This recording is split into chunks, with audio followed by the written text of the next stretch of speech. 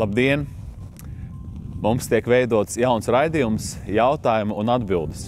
Sūti savus jautājumus, un es ar Dievu palīdzību centīšos atbildēt uz tiem jautājumiem, kuri būs iesūtīti.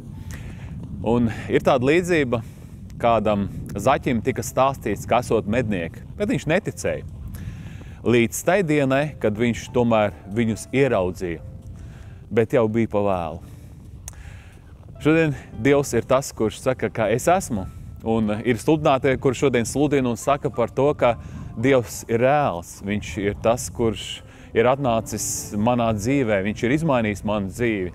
Mēs liecinām par to, kas rakstīts Dieva vārdā, bet daudz cilvēku netic. Bet tie cilvēki tik un tā stāsies Dievu priekšā. Mēs tik un tā katrs cilvēks satiksies. Un pat tie, kas ir ļaunu darījuši, viņi ieraudzīs svēto, bet viņi ieraudzīs viņu kā tiesnesi, nevis kā glābēju. Tāpēc šodien Dievs negrib, lai viņš būtu priekš tevis soģis, bet viņš grib, lai būtu glābējs, jo viņš ir miris krustā. Un 1. korintiešiem 9. nodaļā 27. 28. pāntā ir rakstīts tā. Un kā cilvēkiem nolēmts vienreiz mirt, bet pēc tam tiesa, tā arī Kristus vienreiz upurēts daudzu cilvēku grēkus, atņemt neatkarīgi no grēka, tiks otrais redzams par pestīšanu tiem, kas viņu gaida. Tātad reinkarnācijas nav, cilvēkiem nolēmts vienreiz mirt, pēc tam tiesa, tātad nav pārdzimšana, vienreiz šeit mēs dzīvojam, un tad mēs stājamies tiesneša priekšā, soģa priekšā. Un ja mēs ticējam tam kungam, tad tas kungs, viņš mūs ievadīs savā valstībā. Ja mums nebija Dieva dēla mūsu sirdī, mums nebija attiecības ar viņu šeit virs zemes, tad mums nebūs debesu valstības. Pat ja tu biji labus darbus darījis, tu nepīpēji un nedzēri, bet ja Kristus nebija tavā dzīvē, ja tu viņam neticēji, vislielākais grēks ir neticība, tad nebūs nekā. Tāpēc mēs viņu gaidām, un viņš atnāks pēc tiem, kas viņu gaida. Tātad gaida aktīvi.